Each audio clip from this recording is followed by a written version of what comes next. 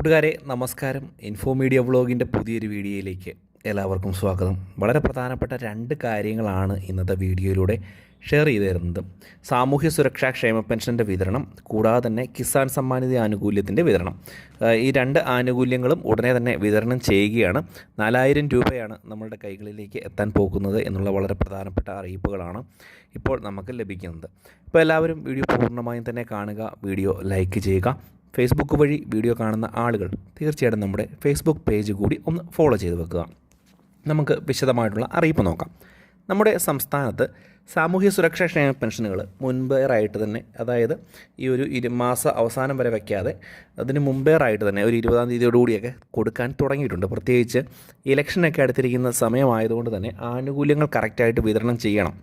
ഇത് ചെയ്തില്ല എന്നുണ്ടെങ്കിൽ വീണ്ടും തിരിച്ചടികൾ നേരിടാം എന്നുള്ള ഒരു തിരിച്ചറിവിൻ്റെ ബോധത്തിലാണ് ഇപ്പോൾ ക്ഷേമ പെൻഷനുകൾ മുൻപേറായിട്ട് തന്നെ വിതരണം ചെയ്യുന്നത്. ഇതിൻ്റെ ഒരു പശ്ചാത്തലത്തിൽ ഈ മാസത്തെ, അതായത് ജനുവരി മാസത്തെ ക്ഷേമ പെൻഷൻ്റെ തുക ഉടനെ തന്നെ വിതരണം ആരംഭിക്കും എന്നുള്ള വളരെ പ്രധാനപ്പെട്ട അറിയിപ്പുകളാണ് ഇപ്പോൾ ലഭിക്കുന്നത്.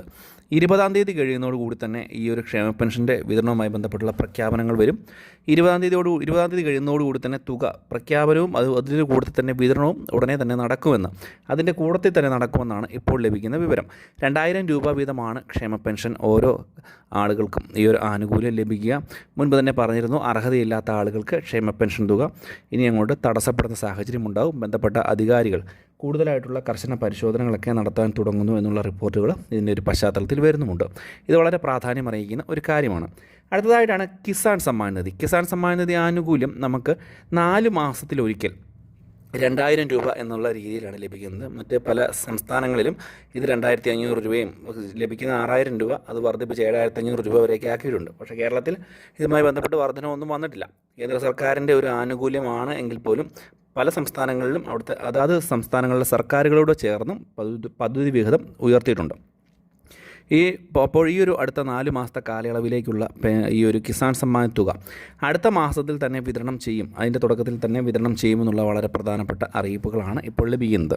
വളരെ പ്രാധാന്യം അറിയിക്കുന്ന ഒരു കാര്യമാണ്. മാത്രമല്ല നമുക്കറിയാം, ഈ കിസാൻ സമ്മാൻ നിധി ആനുകൂല്യം ലഭിക്കുന്നതിന് ചില മാനദണ്ഡങ്ങളൊക്കെ പുതുതായിട്ട് കൊണ്ടുവന്നിട്ടുണ്ട്.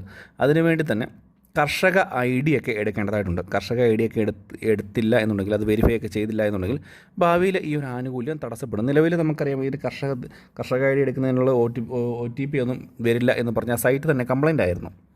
ഇപ്പോൾ ചില പ്രശ്നങ്ങളൊക്കെ അതുമായി ബന്ധപ്പെട്ട് വരുന്നുണ്ട്. എങ്കിൽ പോലും ഇത് ചെയ്യാത്ത ആളുകൾക്ക് ഭാവിയിൽ ആനുകൂല്യം തടസ്സപ്പെടുന്ന സാഹചര്യം ഉണ്ടാകും.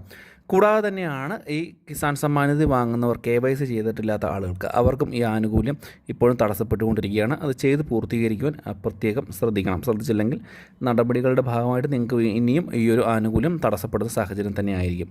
അപ്പോൾ ഈ ഒരു ജനുവരി കഴിഞ്ഞ് ഫെബ്രുവരി മാസം പകുതി കഴിയുന്നതോടുകൂടി തന്നെ നമുക്ക് കിസാൻ സമ്മാൻ നിധിയുടെ 2000 രൂപ കൂടി ലഭിക്കും എന്നുള്ളൊരു കാര്യം പൊതുജനങ്ങളൊന്ന് പ്രത്യേകം മനസ്സിലാക്കുക. രണ്ട് പ്രധാനപ്പെട്ട കാര്യങ്ങളാണ് ഇന്ന് ഷെയർ ചെയ്ത് തന്നിരിക്കുന്നത്.